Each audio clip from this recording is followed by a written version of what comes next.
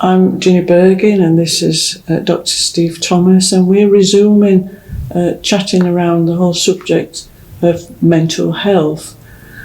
So I just want to continue, Steve, from kind of where we left off, really. Absolutely. And I remember mentioning the fact that sometimes some people do need help in terms of deliverance or being set free, shall we put it, from something that the enemy's kind of gained an inroad. But often it's a lesser thing than that. Often it's about the fact that the enemy is kind of conned us a little bit to believe lies. Yeah. And various thinking patterns are set up that have become really strongholds in our thinking. So, for instance, I reference some of those in my book about myself, where I think I'm nobody, I don't belong, and I just, everything conspires to cause me to rehearse that in my thinking over and over again. And so I don't think always the classic caricatures of deliverance ministry are really appropriate. What I think is we've got to get to grips with understanding how negative stuff in our thinking can really bind us up. And just mindful of what the psalmist says in Proverbs in 23, it says, as a man thinks within himself, so he is. And very much if we tell ourselves something long enough, we kind of can take that on, can't we? I mean, or indeed if we are told it. If we are told it, yes. Yeah. And even sometimes people who think positively sometimes achieve a lot because they're convincing themselves they can do it. But in terms of the whole subject of mental health and trying to help someone, it's not all about medications, is it, Steve? So when someone comes to you and you feel they may need some help and therefore some medication, it's not the only thing, is it? It isn't. No, you're absolutely right. And again, it's back to being whole human beings, and mind and spirit and body as well, sort of interacting. And increasingly, even secular Western medicine sort of recognises that profoundly. And so, it doesn't mean that there aren't roles for medication. So we know, for example, moderate to severe depression, can be well treated with appropriate antidepressants, and often sort of that antidepressant is more like a ladder against a wall, sort of a deep, dark well that then allows the individual to get on the rungs of that ladder and work their way up to, the normality or the light. That doesn't resolve the problem. And it's often about then sort of the appropriate talking therapies, the breaking of the negative cycles of thinking. Yes, it's often sort of about appropriately being removed from, the situations that sort of, the increase in domestic violence, the abuse what it was termed as being adverse childhood experiences that many of our children and young people are experiencing at the moment. The antidepressant doesn't resolve that. That's got to be resolved through an appropriate sort of intervention, talking therapy, a spiritual sort of resolution, the unforgiveness that you mentioned previously. And again, it's back to that holistic approach. No one thing is going to necessarily sort of resolve, but actually the jigsaw pieces together. And that's where we can be helpful within the church body and family life, sort of to be able to do that together.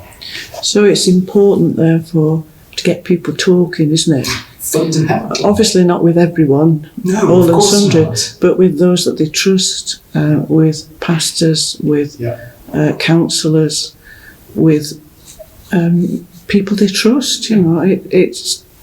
It's partly the medication, but it's also as well addressing any life circumstances that may be able to be addressed. Absolutely. As well as talking and describing how we feel, because as I kind of mentioned earlier, sometimes when we go through things, it kind of makes us feel negative, and then we pile on that, don't we? And we actually begin to tell ourselves things that are very negative. Yeah.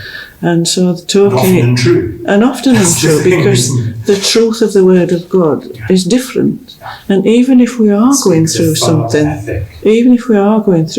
that cannot be changed, we can find something in the Word of the solace of God that can help us to stand in that situation. Absolutely. So we often see that in the Psalms, don't we, where David is finding it difficult and he cries out to God and he says, oh, why are you cast down, oh my soul? Hope in God, So what we want to encourage in people is hope.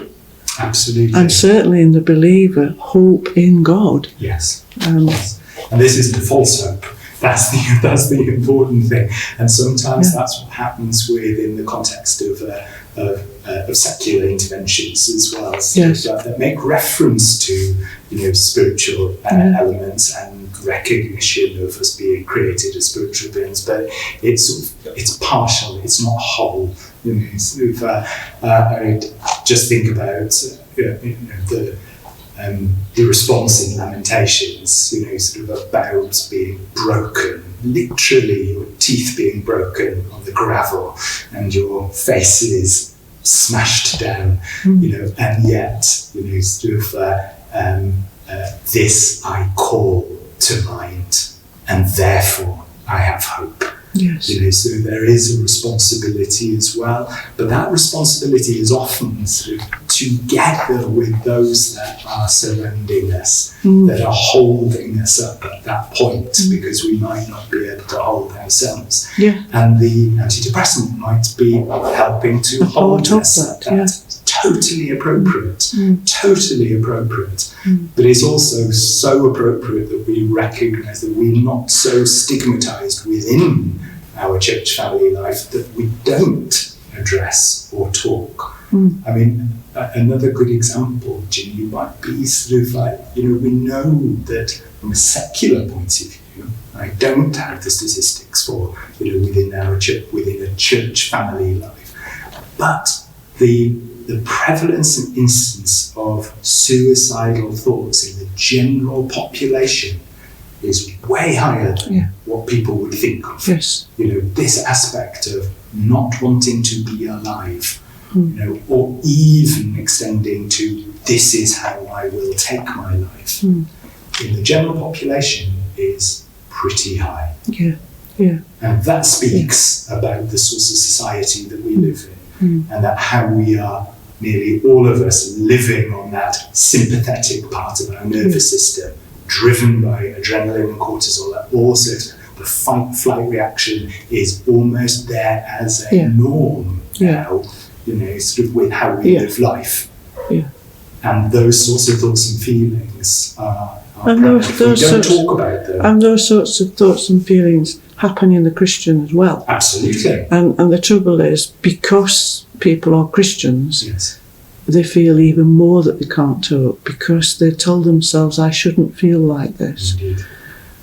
And so that becomes, if you like, an unresolved conflict. Absolutely. Because I shouldn't feel like this, yet I do feel like this. But it does highlight the way that we often believe what we feel, which of course has come from something that we're thinking. Yes. Even if we can't recognise what that something is. Absolutely. And so I don't know statistics for the church communities in terms of what proportion of people, and I would probably weigh it to be a little less than the non-church community. But it is there, and it does happen quite frequently. Yes. And indeed, that's at one point in time where I was. But it did come from a lot of these unresolved issues and from the background and believing all this negative thinking. So one aspect for me was, it came to the day when because of the grace of God, I was able to let all that out. But we do need to encourage people who are feeling like that to speak about it, don't we? Absolutely. And I believe, I've done it, so I'm sure you are well aware of it. There's an online training thing that doesn't last very long at all, about 20 minutes, 25 minutes, just to help you interact with someone who you are wondering about and thinking about. Absolutely. Because I find a lot of people might think there's something not right with my friend, but daren't ask my friend. And what would you have to say with that? I absolutely agree, and there'll be lots of really good training packages, but I think the one that you're referring to is the ZeroSuicideAlliance.org, and I'd highly recommend it. 20 minutes to save somebody's life, literally. It gives us the tools, the skills, the ability to talk. Nobody has ever taken their life as a consequence of being asked if they're suicidal. In fact, it's quite the reverse. Often, it's just such a relief for the individual. It's the sort of thing, can I speak about this? Can I even voice it? And the answer is, you've got a trusted friend, a leader in the church, sort of somebody that's alongside you. Yes, you can talk about it. Things that have light shone on them often lose their power over us. Yes, it's about that's the breaking of sort of bonds and chains, isn't it? And sometimes it just needs that question for somebody to, with a whole load of relief, suddenly begin to talk. Absolutely. Because until that point, they haven't felt able to. And you referred earlier in something you said in our earlier talk about the fact that a lot of men don't want to talk. So I would say, therefore, from what you're saying, that it'd be a very good idea for people in pastoral ministry, and particularly the guys, but all of us, to go through this video, to learn to have confidence, to say to someone, were you thinking about trying to hurt yourself? Were you thinking about the end of life? These sorts of questions. And as you say, it doesn't put the thing in their heads. Because I find that when I've asked that question, if that's not where someone is, they quite quickly put me right. Absolutely, But it just sometimes gives that opening, doesn't it? Yeah, and I think that we'll provide some resources, won't we? Yes, we can put resources against this video chat that we're having to provide links to that online. Absolutely. But I think to come back to some of my opening comments, the perceived stigma of admitting that I've had thoughts about taking my life is one of the things, isn't it? It's not just about finding it difficult to admit to, in terms of I shouldn't do that, I shouldn't feel like this, but that stigma again, isn't it? It is. And I don't know what we can do, Steve, to make the point that there's no more stigma attached to it than to say I've got a broken leg, or I've got frozen shoulder, or because it's another point of ill health, isn't it? It is, and I think part of that stigma is it being perceived or played out in society as being weakness. And that therefore sort of like building and iterating that stigma, so it becomes a vicious cycle. We wouldn't be maybe as late as the 1960s, the 70s, there's stigma, for example, of cancer diagnosis. The way in which that would be hidden, often hidden even from the individual themselves by their family. The way in which medicine sort of interacted, and we've changed generationally. Of course, treatments have changed as well, and and prognoses have changed, and that's fine. But actually, that cultural aspect has changed. Now, we can talk about what would have been life-limiting terminal illnesses, more openly.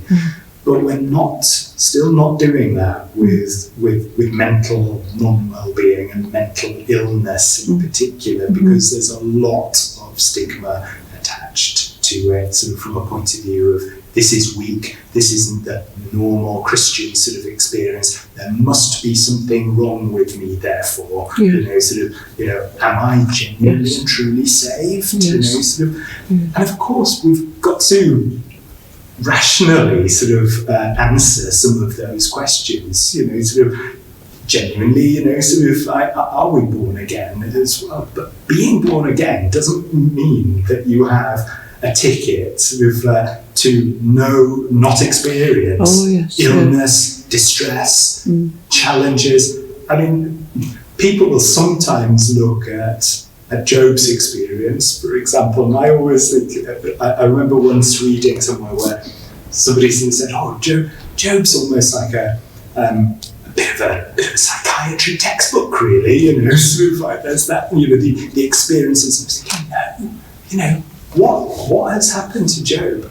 He's been bereaved, he's been isolated, he has had sort of like significant life traumas, he's living with a long-term physical health condition, skin problems, etc. And back to your point about how those are all iterative, they can affect each other and interact.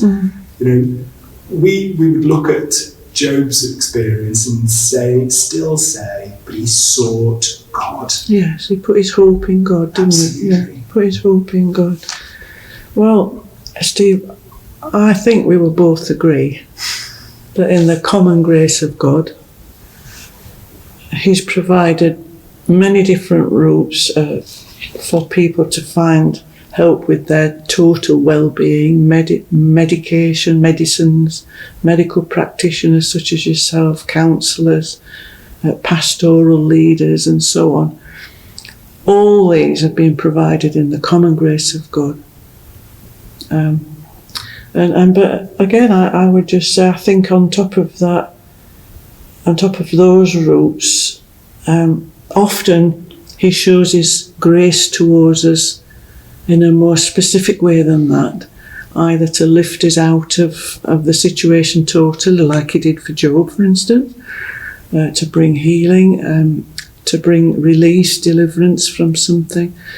So we have much to rejoice in, really, don't we, that we have the common grace, we've got all these avenues available to us, and we can put our hope in God that he can break into our situation at any point.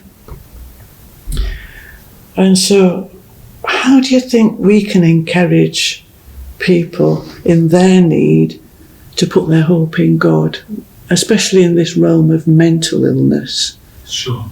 I think that one of the things, going back to what we talked about earlier, is recognising that sometimes in those sorts of situations, just like you literally need a crutch or an air cast boot on, sort of like when you've broken through your leg, and you sometimes need a shoulder to lean on before you've actually had those boots or that crutch put on, because you need to hop to the accidents and emergency department. We need people who recognise and understand and maybe consider and think around us. I mean, church family, our own families, sort of that situation of people around us that will recognise some of the things that you've said and speak truth to us, but speak, sort of with love and encouragement, and sometimes with appropriate challenge as well, because we are responsible for ourselves outside of some elements of really profound illness where we lack capacity sort of to make decisions, and that does happen. And I'm not again putting the blame for illness back on individuals, but there is an aspect of responsibility, and a responsibility that we have to work together with those that are professional, that are delivering care and support and treatment to us, sort of doing the things that we should do, like eat well, drink well, sort of sleep well, try and put those sorts of like key sort of areas around us, sort of for our own well-being, but talk and speak to people and take their advice and support, and also sort of give back as well. I think that, that continuum of illness can sometimes mean that we might be down on that further end, sort of where we're injured or ill, but it can also mean then that as we recover, we move back into sort of being well. And it's in those situations that we then become the ones that give out as well. And that in the grace of God, because we have experience or we have been able to understand situations and places that people are in, we are then able to be the pastors and the healers and maybe even sort of like those that actually exercise gifts of healing and demonstrate the gifts of the Spirit in those situations, because we have understood and we're therefore in a position to give back out. So is that the world will talk about the 5 ways to well-being, about connecting, about sort of recognising, about giving, about continuing with learning and education. Do you know what? Sort of, it's only what God has always said about recognising those things. And I think that that's an important part of it as well. Does that make some sense? Yes, it does. Yeah. And for me, I would also want to encourage people to keep feeding on the scriptures. Absolutely. To keep praying to the Father and not see God as remote, but actually with them in the situation. Well, Steve, it's been really great to talk to you about this. It's been quite inspiring, actually. Quite, I could continue this more, but we have to finish. And so I just want to say thank you to Steve for this conversation we've had. If you feel that this has triggered anything in you, there'll be appropriate links associated to these videos, but please talk to someone, talk to your friend, talk to your leader, your pastor, talk to your GP, and try and take that step to finding that ladder that Steve was talking about. Thank you, Steve. Thank you, Ginny.